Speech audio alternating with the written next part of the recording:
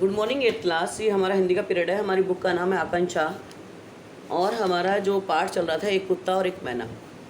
ये जो कहानी है रविंद्रनाथ टैगोर जो हैं उनके आश्रम में लेखक जाता है, उससे संबंधित है। पहली स्टोरी में मैं आपको पढ़ा चुकी थी कि वो लेखक जाता है उनके आश्रम में बिना उनको बुलाए। वो अपना जो आश्रम है जिसका नाम है शांति निकेतन, उसको छोड़कर वो दूसरे अपने एक घर में रहने चले गए थे। गुरुजी उनकी तबीयत ख़राब थी। तो उससे आगे की इसमें कहानी मैं आपको बताती हूँ। तो वो लेखक कहता है कि कुछ और पहले की एक घटना उनको याद आती है। वो कहते हैं कि उन दिनों मैं शांति निकेतन में नया आया था, यानी कि लेखक उन दिनों नया था और गुरुदेव जी से इतना घनिष्ठ नहीं हो पाया था, यानी कि उनके संपर्क में इतने अच्छे से नहीं आ पाया था। एक बार गुरुजी बगीचे में टहल रहे थे तो लेखक भी उनके साथ था और उनके साथ एक और अध्यापक था।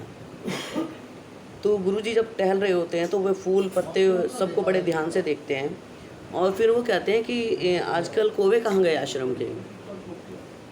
तो ना तो अध्यापक को इतना ध्यान था, ना गुरुदेव को इतना याद था कि जो है कौवे कम हो गए आश्रम में, लेकिन गुरुजी को पता था कि कौवे कम आ रहे हैं। तो वो कहते हैं उस दिन मुझे पता चला कि कभी कभी जिनका हमें कुछ पता नहीं चलता वो भी प्रवास में चले जाते हैं, यानी कि कौवे प्रवास में चले गए। अब एक दूसरी सुबह वो आश्रम में टहल रहे थे तो एक जो लंगड़ी मैना थी वो फुदक रही थी। उसको देखते ही वो बोले, देखो ये है दुष्ट, रोज़ फुदकती है ठीक यहीं आकर, और इसकी चाल में एक करुणा भाव है।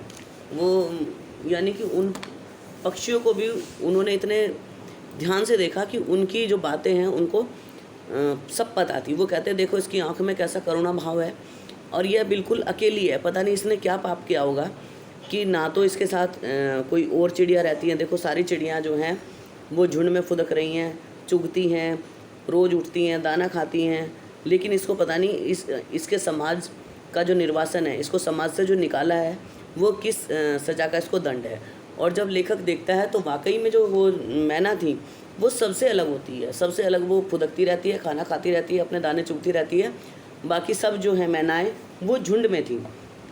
तो शायद लेखक कहता है शायद इसीलिए उसी मैना पर गुरुजी ने एक जो कहानी भी लिखी, एक कविता लिखी, और जिसके कुछ अंश का सार इस प्रकार है।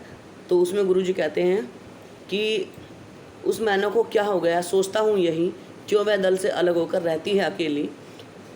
पहले दिन देखा था सेमल के पेड़ के नीचे मेरे बगीचे में, जान पड़ा कैसे एक पैर से लंगड़ा रही है। और उसके बाद मैं रोज़ सवेरे उनको देखता हूँ संगहीन, यानी कि उसके साथ कोई भी नहीं है, और कैसे वो कीड़ों को का शिकार करती हुई कैसे उनको खाती फिरती है। और पता नहीं किस निर्वासन का दंड उसके समाज ने दिया है कि जो वह उन सब के साथ नहीं खेल रही है।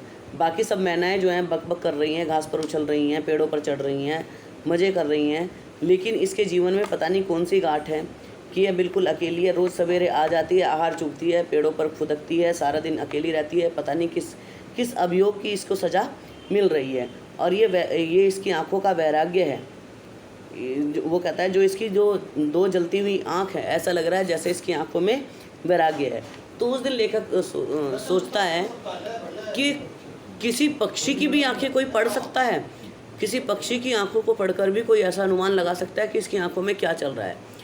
तो ये कहानी आपकी यहीं पर ख़त्म हो गई है। और ये है पंडित हजारी प्रसाद द्विवेदी ने लिखा है इसको, जो कि रविंद्रनाथ टैगोर जी के आश्रम की जो इसमें झलकियाँ दिखाई गई हैं। आप ये कहानी पूरी पढ़ेंगे और पूरी पढ़ने के बाद जो मौखिक प्रश्न उत्तर हैं इनके उत्तर आप खुद लिखेंगे एक रफ कॉपी में और मुझे दिखाएंगे। Thank you.